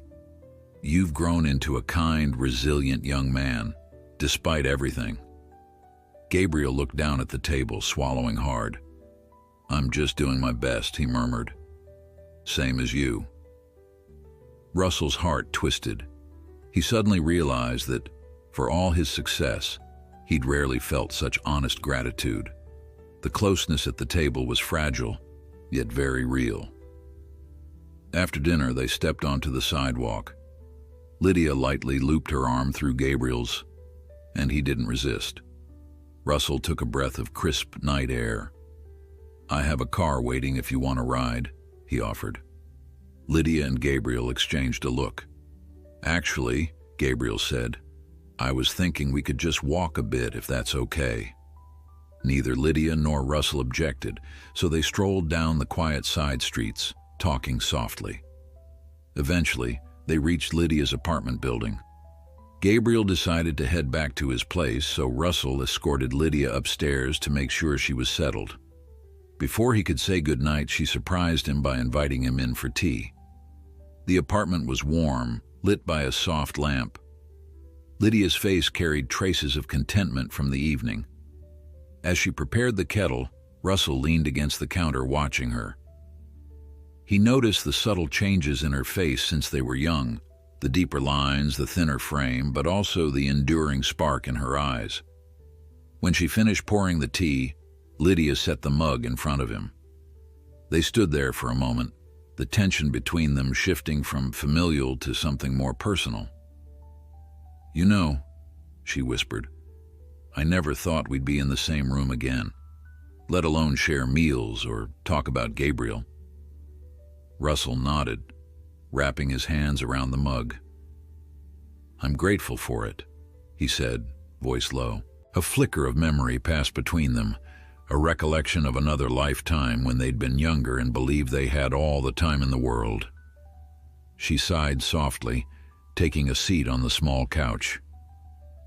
"I keep wondering if we can ever be friends after what happened," she said. Russell joined her, settling down carefully. "I hope so," he replied. "Maybe more than friends eventually, but let's not rush." Lydia laughed quietly. "Always the negotiator," she teased. Then her expression turned somber. "I'm just scared of messing everything up again. For Gabriel's sake, we have to be careful." He touched her hand lightly. "We owe him our best, that's certain. But we can't undo the past by punishing ourselves forever. We can only show him and each other that we're serious about rebuilding." Her eyes glistened, and she nodded, exhaling tension. They sipped tea in silence, letting the unspoken words settle between them. When Russell finally left, the moon shone on the empty street, and he felt a quiet sense of hope. He understood this was still a fragile peace. Any misstep might reignite old fears, but he also recognized a strength in Lydia and Gabriel he hadn't seen before, a willingness to keep going even if the path was uncertain. As he climbed into his waiting car, he checked his phone, half expecting urgent messages from his corporate world. Instead, he found none. For the first time, that brought him relief rather than anxiety. He told the driver to take the long route home, savoring the notion that some things in life could be simple if only they let them be. 3 days after their evening at the Italian bistro, Russell found himself in a small waiting area outside a doctor's office. The space smelled faintly of antiseptic, and motivational posters dotted the pale walls. Lydia was inside, having more tests done to follow up on the blood work she'd submitted. Despite her protests that she could handle it alone, Russell insisted on accompanying her this time. His phone buzzed with messages from colleagues and board members, but he ignored them, his focus pinned on the possibility that Lydia's health could be in jeopardy. When she finally emerged, she looked drained, though the ghost of a reassuring smile lingered on her lips. They took the elevator down in silence. Outside, the sun shone brightly, a harsh contrast to their subdued mood. Russell hailed a cab, and Lydia slid into the back seat with him, folding her arms across her chest. She thanked him for coming, voice subdued, then confessed that the doctor had recommended additional tests over the coming weeks. "It's not life-threatening, at least not right now," she murmured. "But there might be some complications with my lungs, and they want to be sure I'm stable." Russell's relief at hearing the words, "not life-threatening," almost made his knees buckle. He insisted on treating her to lunch before taking her home, hoping a calm meal would steady both their nerves. They wound up at a small cafe with wicker chairs on the sidewalk, the bustle of pedestrians offering a casual backdrop. Lydia sipped a glass of water and pecked at her salad, her thoughts clearly drifting. After a while, she looked up, gaze firm. "I want to make a real go of it," she announced. "No more drifting, no more hiding. If these tests show something that needs treatment, I'll do it. But I need to stand on my own 2 feet. For Gabriel, and maybe for us." Russell nodded. He couldn't deny how hearing "us" ignited something in his chest, an unlikely hope. He reminded her that he'd help financially, but she waved the offer away. "It matters to me that I try on my own first," she said. "I owe that to myself. I'll let you help if I truly need it." Her quiet determination pulled him back in time, to a younger Lydia who refused to let life corner her. They agreed on a plan. Russell would continue covering the apartment until she felt strong enough to work steadily, and she'd begin part-time hours at a small shop in Queens. She had an interview set for the following Tuesday. After lunch, he dropped her off at her place, then texted Gabriel about Lydia's test results. Gabriel responded quickly, relief evident in his short messages. Russell asked if they could meet up in person that evening, and Gabriel agreed to swing by the penthouse after his shift. Russell rarely invited anyone from his personal life into that towering edifice of glass and steel, but he wanted to show Gabriel a piece of his world, a place that had once mattered more to him than anything else. When Gabriel arrived, wearing his usual worn jacket and scuffed sneakers, he gazed around the opulent lobby with wide eyes, shoulders tense. Russell led him to the private elevator that soared to the penthouse level. Inside, Gabriel tapped his foot against the polished floor, perhaps feeling every second of that ascent. As the doors slid open, he stepped onto the gleaming marble foyer, his footsteps echoing. Floor-to-ceiling windows framed the Manhattan skyline, and modern art adorned the walls. The space felt cool, immaculate, and a bit overwhelming. "You live here alone?" Gabriel asked softly, wandering toward the expansive window. He stared at the glittering sweep of the city below. Russell joined him, hands in his pockets. "Yes," he said, forcing a smile. "It's practical for work. I guess it's never felt like a home, but more like a convenient vantage point." Gabriel glanced sideways. "I've never been anywhere so big." His voice carried more curiosity than envy. Russell recalled the cramped rooms Gabriel must have inhabited in foster care, then the makeshift arrangement he had now. "One day," Russell offered gently, "maybe I'll find somewhere cozier. This place served its purpose, but you're right, it's big and empty." They ended up in the living area where Russell had set out some sodas and a plate of cookies. Gabriel flopped onto a leather couch, and Russell took an armchair. For a few minutes, they chatted about Lydia's upcoming job interview and the next round of tests. Gabriel seemed guarded at first, but eventually admitted he was relieved. "I keep imagining the worst," he confessed. "I can't lose her again." Russell, swallowing the lump in his throat, murmured, "We won't let that happen. Whatever she needs, we'll make sure she gets." A comfortable hush settled. Gabriel's gaze roamed across the penthouse's minimalist decor. "You have any pictures? Like family photos?" The question caught Russell off guard. He realized with a start that he'd never bothered to hang personal photos. "Not really," he admitted. "I've got some old ones hidden in storage, but I haven't looked at them in ages." Gabriel nodded, his expression thoughtful. "Maybe you should dig them out. Might help me see who you were before all this." He gestured around, indicating the polished luxury. Russell cracked a wry grin. "Fair point. Let me see what I can find." He disappeared into a back hallway, opening the storage closet he rarely touched. After rummaging through dusty boxes, he pulled out a small carton labeled "Memories." Inside, he found old letters, random souvenirs, and a single album from his younger years. He wiped off the dust and brought it back to the living room. "This might not be very exciting," he warned, handing it to Gabriel. The boy opened it, studying photos of Russell in college, half laughing as he spotted outdated hairstyles and goofy clothes. A few pictures showed Russell's parents, who'd passed away years ago, proudly standing beside him in front of a house that looked modest by any standard. Then, near the back, were two faded snapshots of Lydia and Russell together, arms draped around each other, faces glowing with a youthful thrill. Gabriel paused on these, running his thumb along the image. "You both looked, happy," he whispered. Russell sank onto the couch beside him, feeling a jolt at seeing his old self. "We were once," he said softly. "I was too blind to realize what I had." The boy closed the album and set it aside. He turned to look at his father. "It's weird," he began, voice low. "I always pictured you as someone who never cared about anyone but himself. Mom used to say you were too driven to be a dad, but seeing those pictures, I guess you were normal once." Russell nodded, a bittersweet smile tugging at his mouth. "I was. Then I let ambition consume me." Gabriel studied the skyline outside, then gave a slow exhale.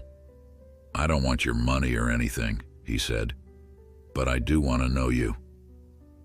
The confession caught Russell off guard. Gratitude and remorse tangled in his chest. "I want that too," he replied.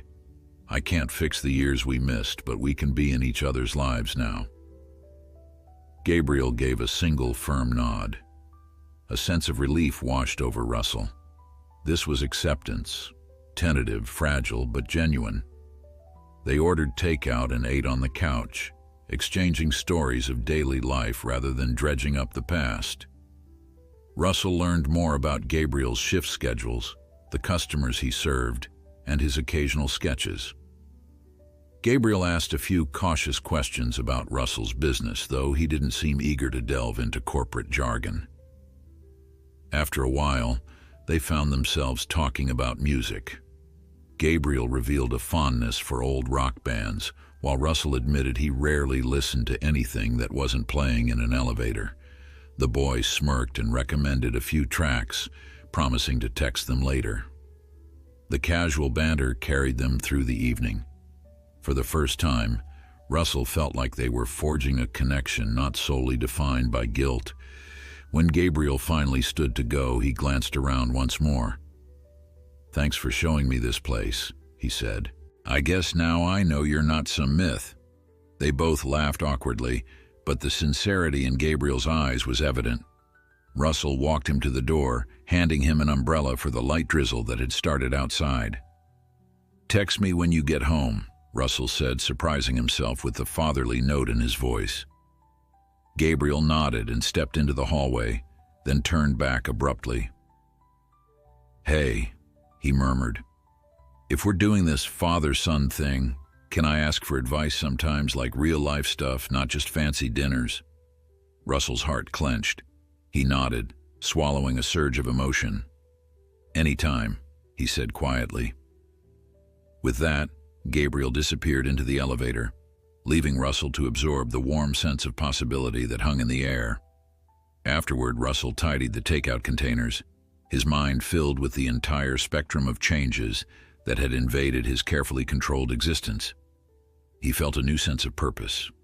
The old regrets still lingered, but each conversation with Gabriel and every quiet moment with Lydia convinced him that second chances, though fragile, were worth fighting for. In the hush of the penthouse, he stared at the open photo album, catching sight of his younger face beaming alongside Lydia's. Then he closed it gently, resolved to build a present worthy of those fleeting moments of joy he'd once taken for granted. Russell woke one morning to find an unexpected calm filling him, as though the gears of his once relentless life had finally begun to mesh in a gentler rhythm. He sensed it in the simple act of checking his phone. Instead of urgent business emails, he looked for messages from Gabriel or updates on Lydia's health. The corporate storm still raged at the office, but he had learned to compartmentalize them. Nothing was more pressing than the fragile family he was trying to nurture. That same morning, Lydia had a follow-up doctor's appointment to review some of her results. She insisted she would be fine on her own, but Russell couldn't shake his protective instinct. He didn't want her disappearing into a system that might overlook her, just as it once had with Gabriel. So he rearranged his schedule, telling his executive staff he would be out for the day. A few eyebrows rose, but nobody dared question him. When he arrived at Lydia's apartment, she was already dressed and waiting, a spark of determination in her eyes. They took a taxi downtown, the ride quiet except for Lydia's occasional murmured thanks. She seemed more confident than she had been a few weeks earlier. Her cheeks had a bit more color, and her posture was less guarded. At the clinic, they waited in the same sterile hallway as before, the hum of medical machines and muffled footsteps surrounding them. Russell sat beside her, resisting the urge to pace. Finally, a nurse called her in. She emerged 20 minutes later wearing a pensive expression, clutching a sheet of test results.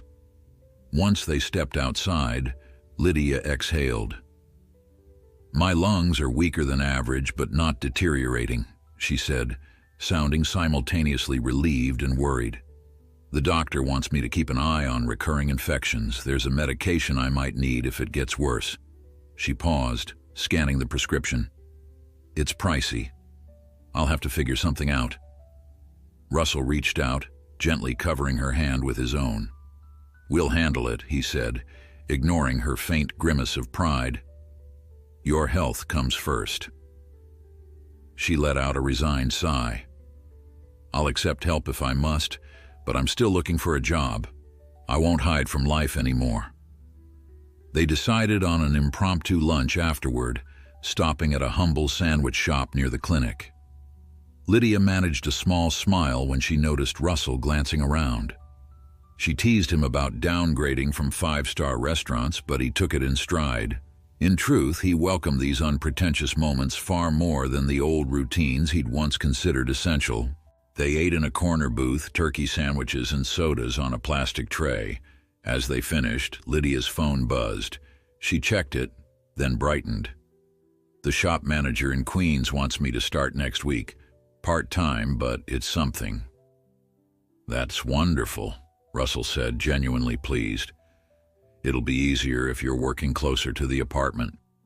He could see the glimmer of self-worth in her eyes, a spark that had been missing. He felt an odd pang, recalling how his refusal to slow down years ago had contributed to her loss of direction. Lydia deserved to reclaim that inner drive, with or without his resources. Quietly, he paid for their meal despite her protests, then hailed a cab to take her home.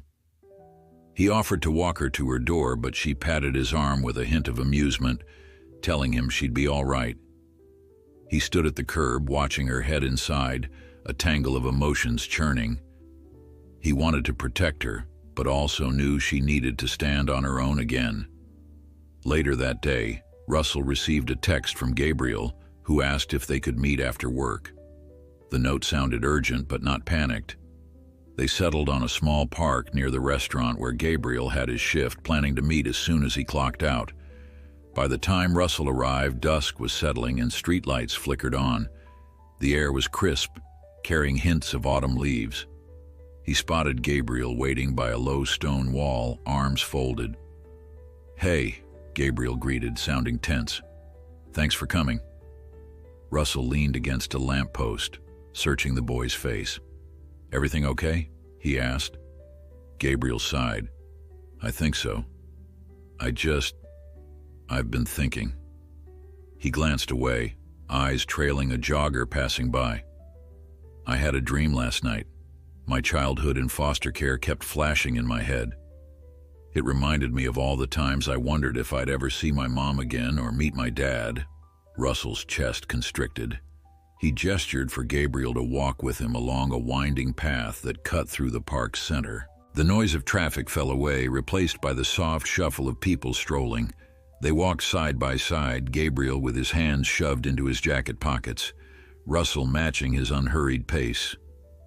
At last, Gabriel halted near a small fountain that glowed under a single spotlight.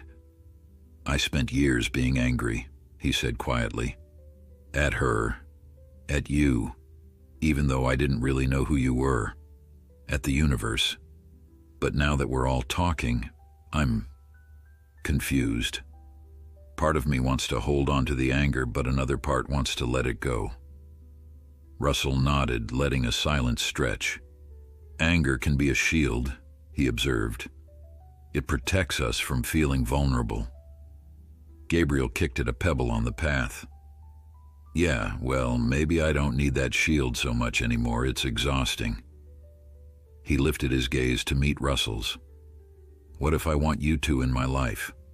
For real, not just cameo appearances. The words sent an unexpected warmth through Russell's veins. He tried to keep his voice steady. Then we'll be there, he replied softly, no matter how complicated it gets. Gabriel sighed again, though this time the tension seemed to lift from his shoulders. I want to believe that, he admitted. And I guess that's why I texted you. I needed to say it. He offered a small, wary grin.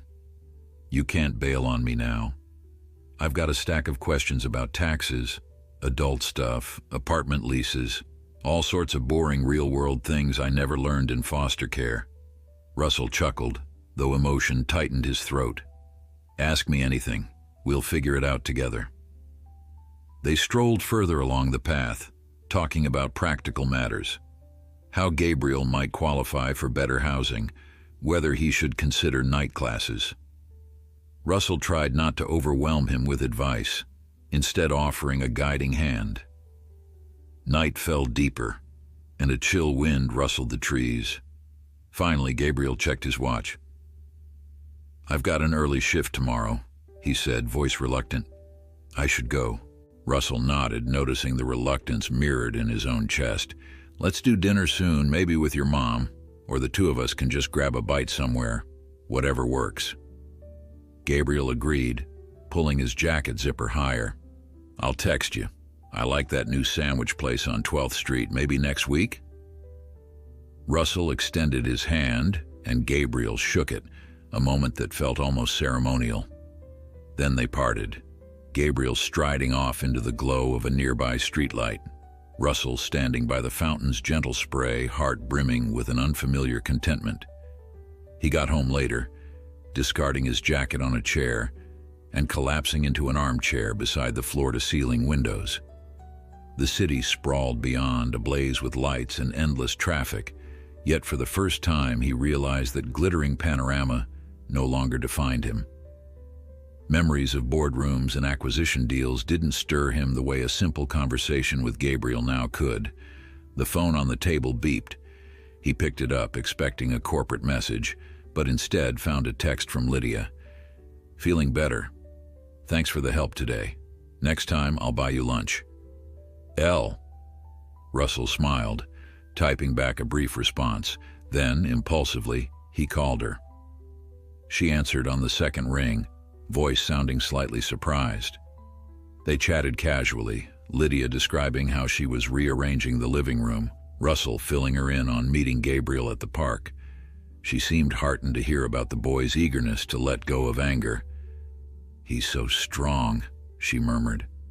I wish I'd had his resilience when I was younger. Russell heard the self-reproach in her tone. You're strong too, he insisted gently. He got that from somewhere. After hanging up, he found himself drifting to the storage closet where he'd left the old photo album. He pulled it out again, flipping through the pages more carefully. Each photo, his parents, his younger self, even the few shots he had with Lydia, represented a life that once felt straightforward. He paused at a Polaroid of Lydia holding a small stuffed animal. She looked triumphant, as if celebrating some inside joke. The memory was fuzzy, but he recalled her teasing him about how a silly toy could bring happiness. He smiled wistfully, realizing that sometimes the most trivial acts of kindness meant everything. He lingered on that thought, then carefully returned the album to its box. Tomorrow, he promised himself, he would check in on Lydia again, bring her something small to make her smile. Maybe that brand of tea she used to rave about. And soon, he planned to have a more direct conversation with both Lydia and Gabriel. They were navigating these waters independently, but perhaps it was time to consider a shared plan for the future. Not merging finances or living arrangements right away, but something that acknowledged they wanted to move forward as more than three separate people. He thought about the intangible closeness that was forming every time they ate together or solved a small dilemma. That closeness felt priceless. Before drifting to bed, Russell composed a short email to the office, informing his key staff that he'd be taking more flexible hours for the foreseeable future. It wasn't a formal resignation or anything so drastic, yet it was a clear signal. His life was no longer centered solely on the next expansion. There were new expansions happening, in his heart and in the tentative roots of a family. That, he decided, was more important than any spreadsheet or quarterly forecast. He shut his laptop, letting the city's nocturnal hum lull him, and closed his eyes, picturing Gabriel's slightly crooked grin and Lydia's quiet resilience. For the first time in years, Russell felt at peace with whatever tomorrow might bring. Russell stood in front of the bathroom mirror, adjusting the collar of a simple button-down shirt. It wasn't the usual expensive suit he used to throw on for corporate galas. He'd chosen something more approachable tonight. He'd left work early, feeling a surge of anticipation he hadn't experienced in years. Tonight would be an important milestone for him, Lydia, and Gabriel. They had decided to share a meal at Lydia's place with no hidden agendas and no looming medical appointments. Just three people trying to confirm the bond they had spent weeks carefully rebuilding. He grabbed a small bouquet of lilies from his kitchen counter, Lydia's favorite flowers, if he remembered correctly. Stepping out into the crisp evening air, he called for a car. As the vehicle glided through city traffic, Russell gazed at passing storefronts and pedestrians, reflecting on the improbable journey that had brought him here. 6 weeks ago, he'd been a lone figure at an exclusive restaurant, finalizing business deals while unaware that a single glance at a young waiter would unravel his entire life. Now, everything was different. In a moment of quiet gratitude, he recognized he wouldn't trade it for anything. The car stopped near Lydia's apartment building, a structure that still bore signs of neglect. But there was a certain warmth to it now, or so Russell liked to imagine, knowing Lydia and Gabriel had been making small upgrades, new curtains, a few potted plants outside the door. Clutching the flowers, he took the stairs 2 at a time. Halfway up, he paused, feeling a rush of memories from his youth. The thrill of seeing Lydia's face light up, the fear of losing her because of his own stubborn ambitions. Shaking off a wave of regret, he hurried to the 3rd floor, determined to focus on the present. He knocked softly. Lydia answered, dressed in casual pants and a loose, comfortable sweater. Her eyes brightened when she saw the lilies, and he caught a whiff of something savory drifting from the kitchen. "You didn't have to bring flowers," she said, but the gratitude in her voice was unmistakable. He slipped inside, noticing how the living space looked more inviting than ever. Gabriel's sketches and some secondhand artwork adorned the once bare walls, while a simple table was set near the window. A few soft pillows brightened the couch, and the lamp in the corner glowed warmly. It felt like home. Gabriel emerged from the kitchen, wiping his hands on a dish towel. "I'm making pasta," he announced, sounding both proud and anxious. "Nothing fancy, but it's edible." Russell smiled, giving him a thumbs up. "Smells great. Need any help?" Gabriel shrugged. "You can stir the sauce if you want, but I'm basically done." Lydia stepped closer, taking the lilies and placing them in a vase. She arranged them on the windowsill, then motioned for Russell to follow Gabriel into the kitchen. Russell complied, eager to be part of this ordinary, wonderful ritual. Inside the cramped kitchen, Gabriel stirred a pot of red sauce. The steam curled toward the ceiling, filling the space with the scent of tomatoes and basil. Russell grabbed a wooden spoon, tasting a small sample. "Wow," he said, licking his lips. This is better than half the restaurants in Manhattan." Gabriel grinned, looking simultaneously pleased and embarrassed. "Thanks," he mumbled. "Mom and I have been tinkering with recipes, trying to cook real meals." He lowered his voice. "She's been a little tired lately, but she insists on helping. I guess it's good for her to have something to do."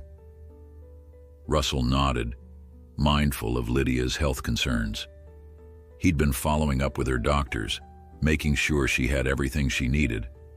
Although her tests weren't perfect, the professionals had agreed that steady nutrition, a manageable routine, and low stress would help her recover. "Let me know if she ever needs extra rest," he said softly. "I don't want her pushing too hard." Gabriel stirred the sauce again, gaze flicking to the doorway. "She's stronger than she looks," he replied, "but I'll let you know." Soon, the three of them gathered around the small table. Lydia ladled pasta onto plates, while Gabriel sprinkled freshly grated cheese on top. Russell sat down, scanning the scene.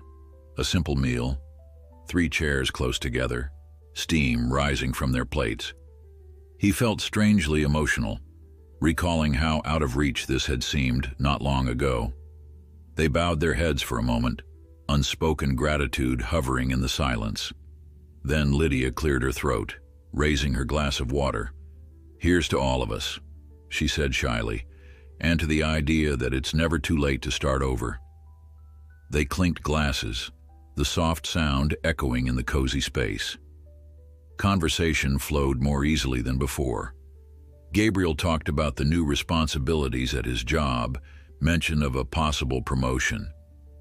Lydia shared anecdotes from her part-time gig at the clothing store, describing quirky customers with a wry laugh. Russell, for his part, told them about changes at his company, how he delegated certain tasks to trusted colleagues, trimmed unnecessary engagements, and decided to funnel more energy into philanthropic pursuits.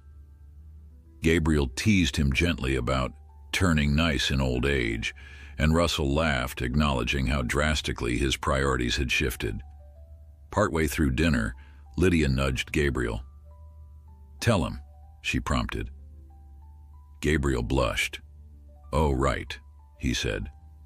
"I'm thinking of applying for some classes in the evenings, maybe community college for business or marketing." Russell's eyebrows rose. "That's wonderful," he said, trying to contain his excitement.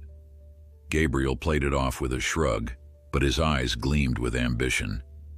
"Working in a restaurant is fine, but I keep thinking, maybe I can do more, build something."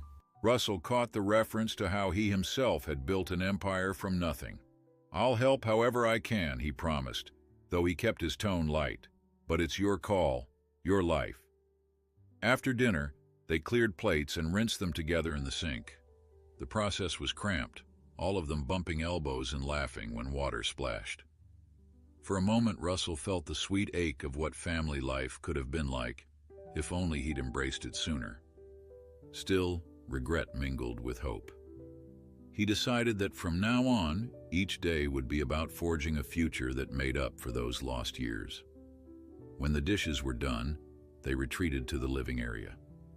Lydia brewed a pot of chamomile tea, and they settled around the small coffee table. A mild breeze slipped through the open window. The city noise felt distant, as though they were in a world of their own. Lydia mentioned that her doctor's next checkup was scheduled for the following week. "I'm a bit nervous," she admitted, "but I'm determined to see it through. I'm not running away this time." Gabriel reached over and patted her hand. "We'll both be there," he said simply. Russell nodded, offering a reassuring smile. "Absolutely." Hours passed without any of them noticing. Eventually, as the clock neared 10, Gabriel stood to leave. He had an early shift and wanted to catch some sleep. He said goodnight, hugging Lydia gently and giving Russell a slightly awkward but genuine pat on the back. Then, father and son exchanged a look, an understanding that they were finally creating something solid. Gabriel disappeared out the door, leaving Russell and Lydia alone in the warm lamplight. A soft hush settled. Lydia began to gather the tea mugs, but Russell stopped her, taking them himself to the kitchen sink. When he returned, she was perched on the edge of the couch, gazing at the city lights. He sat beside her. For a moment they said nothing, simply sharing a quiet intimacy. "I've missed this," Lydia whispered, her eyes shining. "Having someone around to share small moments with, to talk about our child. It's so strange thinking we're all here after all these years." Russell placed a gentle hand over hers. "Every day feels like a gift we never expected," he murmured. "I don't want to take it for granted." Lydia leaned against him, resting her head on his shoulder. He felt her heartbeat, slow and steady. "Where do we go from here?" she asked, a faint tremor in her voice. Russell inhaled, considering the many possibilities. They could remain in separate residences while continuing to see each other, or eventually move closer, or even, far in the future, live under one roof. He thought of Gabriel forging his own path, not a child anymore, but still needing support. Lydia as well needed space and independence. "We go step by step," he said. "We keep talking, keep showing up for each other. Let things develop naturally." She sat up, meeting his gaze with cautious optimism. "I never thought I'd feel hopeful again," she admitted, tears pooling in her eyes. Russell's heart ached. He reached up to brush a tear from her cheek. "Hope can be fragile," he said, voice thick. "But it's the best thing we have." Slowly she leaned in, and their foreheads touched. He breathed in the faint scent of her shampoo, remembering how he used to tease her for spending too much on fancy bath products. That memory made him smile. They stayed like that for a while, letting the unspoken feelings fill the moment. Eventually, Russell rose to go. They agreed he'd swing by tomorrow to help her with an errand before work. Lydia walked him to the door, lingering on the threshold. "Thank you," she said, voice trembling with emotion, "for not giving up on us." He mirrored her intensity with a solemn nod. "Thank you for letting me earn back your trust." A final tender look passed between them. Then Russell stepped into the hallway, his footsteps echoing on the worn floor. As he left the building, he realized his heart felt lighter, as if a weight he'd carried for decades was finally slipping free. A part of him understood that conflicts and hurdles would still arise: old insecurities, Lydia's health, Gabriel's uncertain future. Yet for the first time, he no longer approached those unknowns with dread.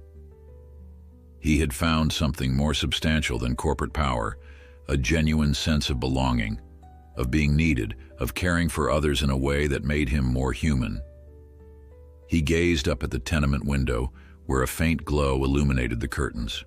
Inside, Lydia was safe. Gabriel was forging a new path, and he had a chance to be the man he should have been long ago.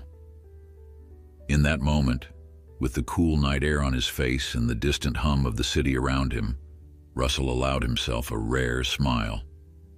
He turned and walked away with measured steps, eager for tomorrow, resolved to continue building a family bound by the promise of second chances and a love they finally dared to claim.